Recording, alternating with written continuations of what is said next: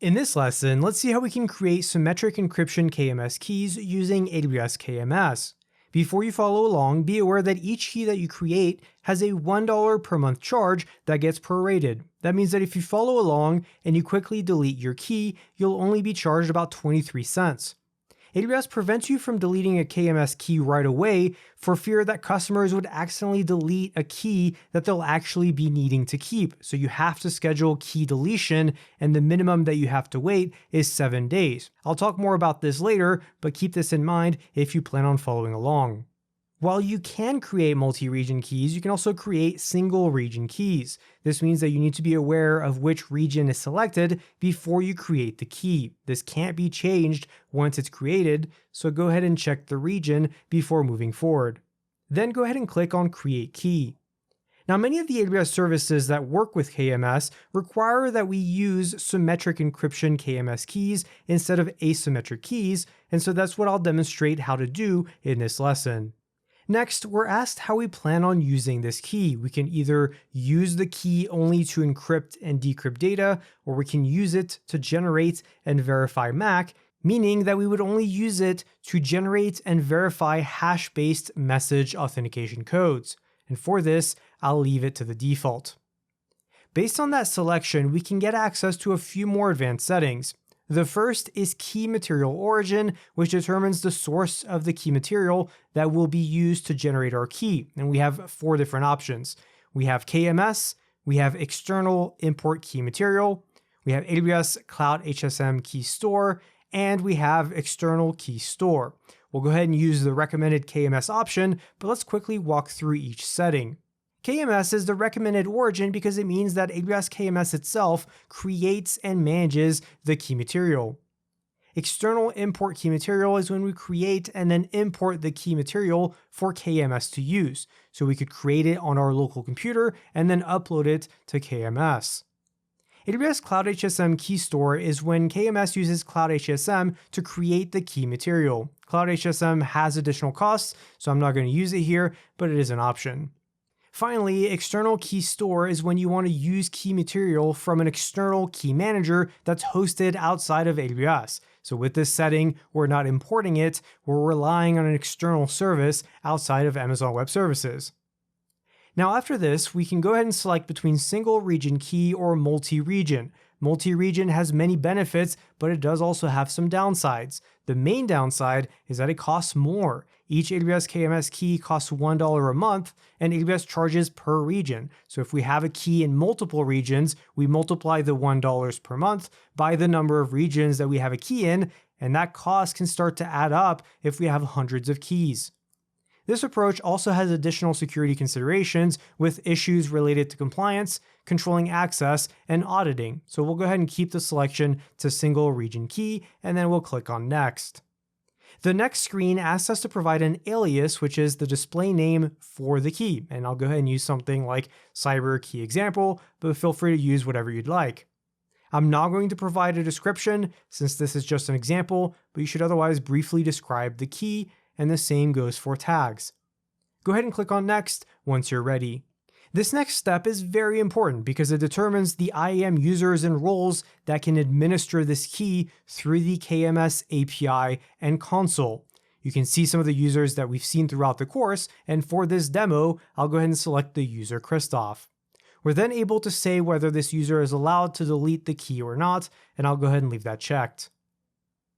The next screen is about defining key usage permissions. This is different from administrative permissions, where key usage is all about using the KMS key in cryptographic operations. If a user needs to use it, they'll need these permissions, but they may not need to be able to perform administrative actions on the key itself. So for this example, I'll go ahead and select the user Julia.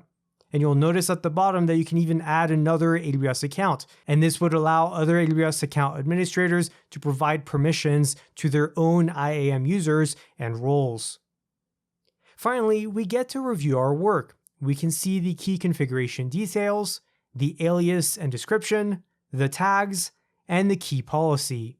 From a quick glance at this policy, we can see that the root user for this account has full access to the KMS service, all of its actions, and all of its resources. We can see that the user Christoph in this account is allowed to perform these listed actions.